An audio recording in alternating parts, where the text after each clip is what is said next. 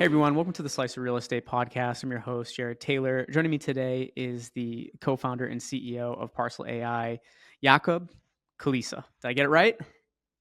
Perfectly pronounced. Like you sound like as if you were from Poland, at least. I love it. Okay, we're kicking things off nicely. Let's dive right in. This is my question I ask everyone. I say, if you were walking around in some Parcel AI swag, and someone goes, "What does Parcel AI do?" What do you tell them? Let's assume they have knowledge of your space, right? You're at an event or something. Yeah, I tell them we streamline real estate developers and architects.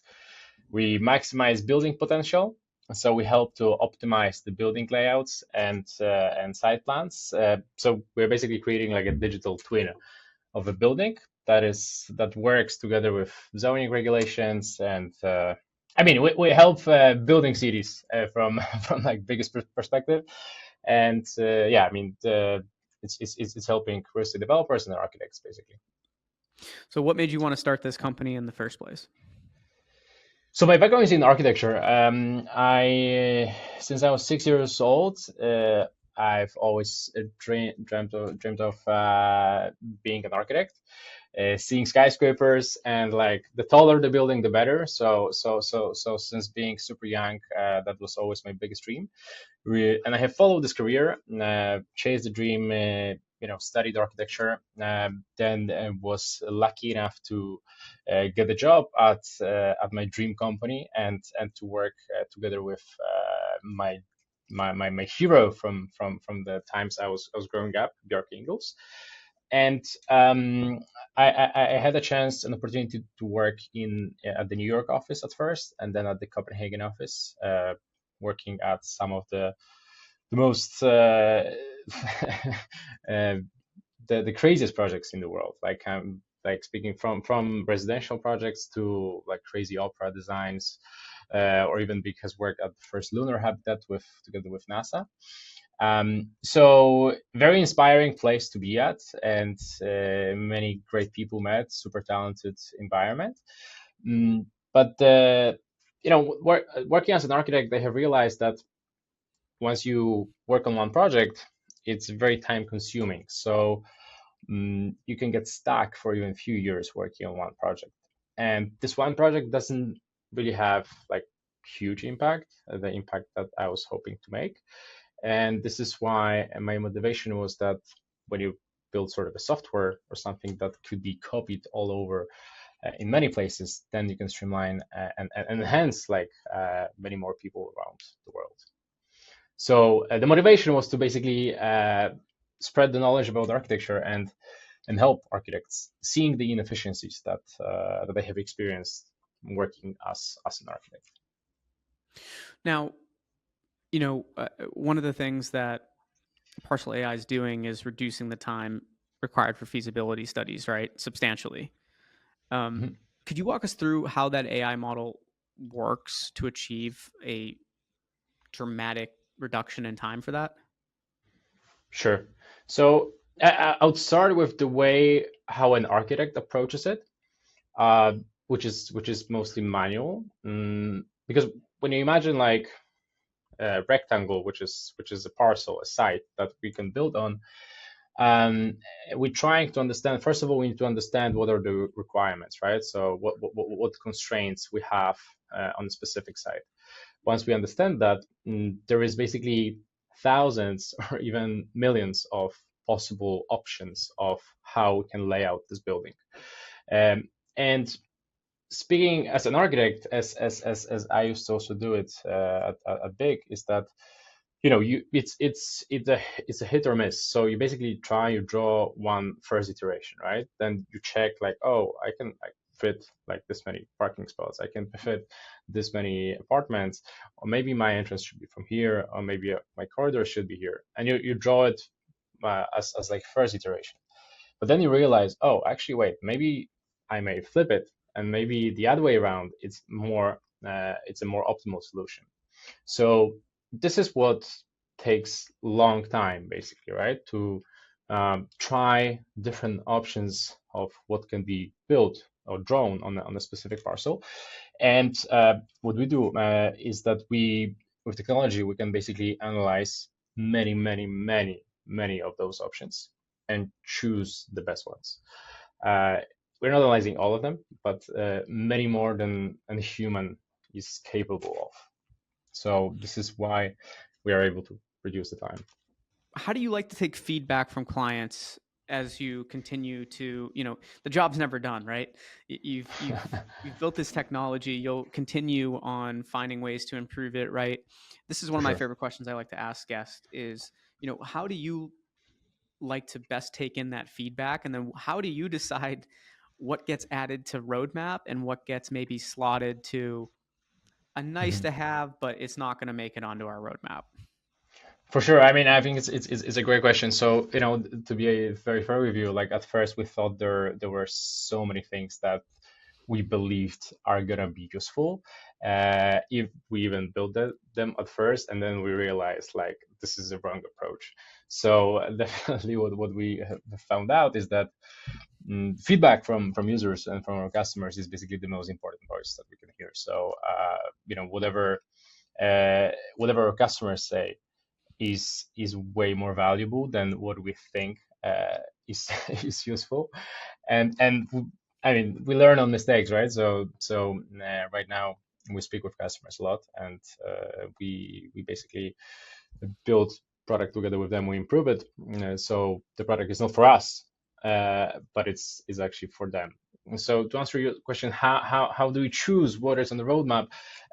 Is that we don't choose. Our customers basically choose what we should build for them. Um, so yeah, customer interviews is gold. I do want to ask you, the beauty about recording this after Blueprint, right, is we get to kind of hear, what were your thoughts of the event? I met a lot of great people there. We weren't able to connect in person, sadly, but Yeah, it'll happen. Just it'll happen eventually. sure. Um, would love to hear your thoughts on how the event went and the relationships that were built. Obviously, I first got in touch with Blueprint through Martin over there. Mhm. I had a fun time, met a lot of great people, learned a lot. Would love to hear your thoughts. It was my first blueprint, and I have to say I was really impressed, like the by the like how it has been organized, how professional everything was, right? Like everything was in order, everything as planned. Even the app, which I was very hesitant of, uh, was actually working, and actually like we were able to set up many meetings, meet many great people, very valuable connections from customers to the fellow founders and investors. So I mean, I would say it exceeded my expectation, in terms of organizing and the crowd of people that we were able to connect with. So I It recommend a lot. I had a really good time. I learned a lot. I love that on the back of your badge, the button you press just to like connect with someone after too. That was awesome.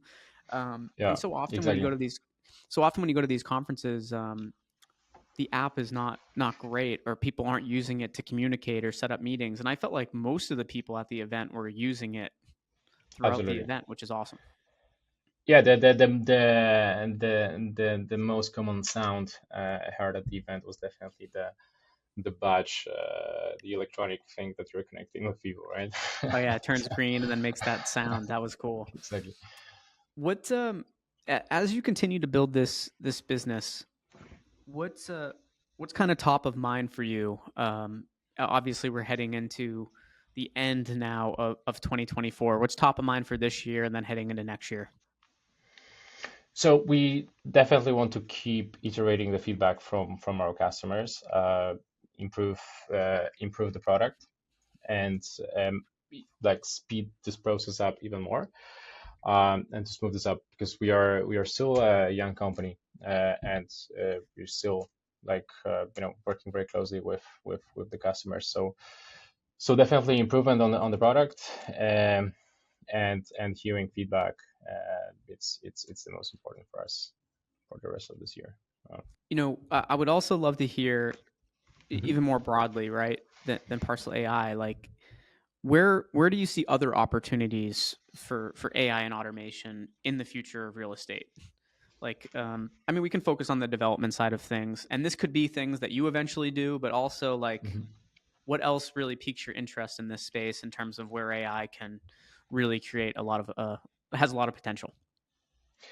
Yeah, I would like to start not to like scare people, because like I have many friends who are architects, fellow architects, and whenever I speak about AI, I feel like a lot of hesitation in the eyes. And I would like to start with saying that I don't believe AI is gonna take away people's jobs, uh, but it will change the way we work. So it will just make us more efficient.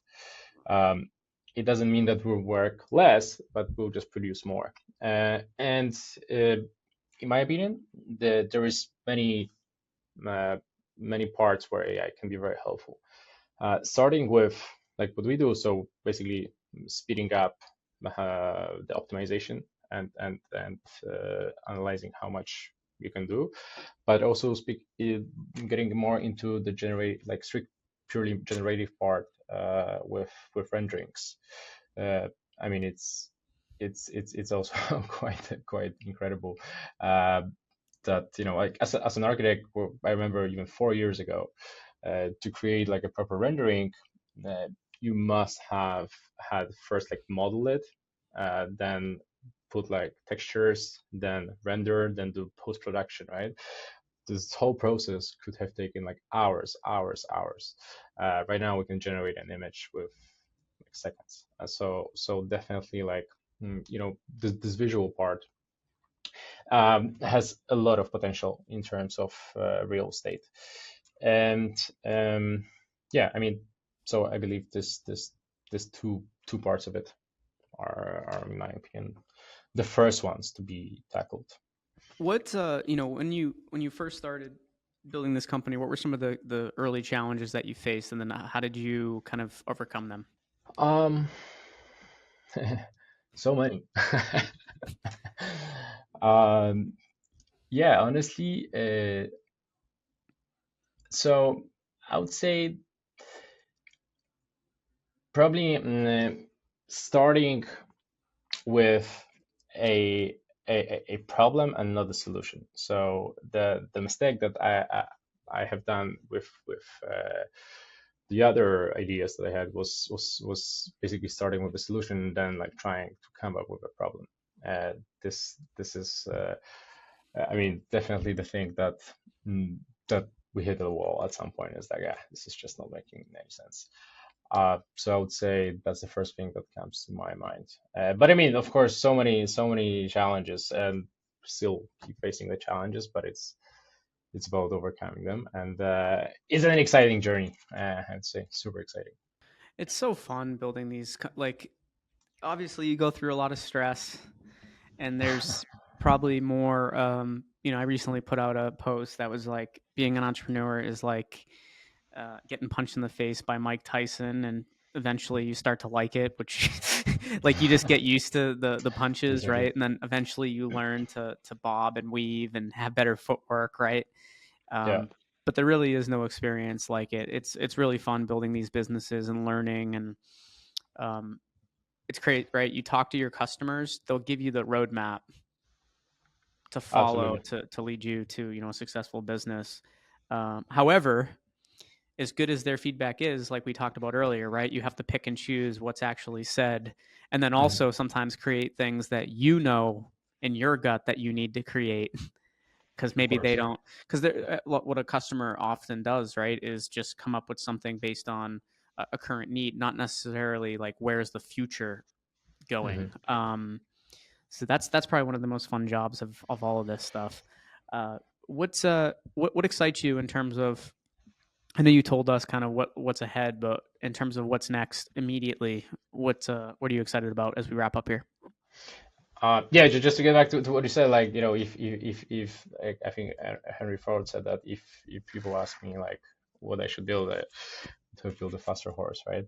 Uh, but what excites me, I mean, honestly, the fact that we can use our experience and enhance a lot of people's work, and I mean, build better cities, basically, build better buildings, like speaking quite generally.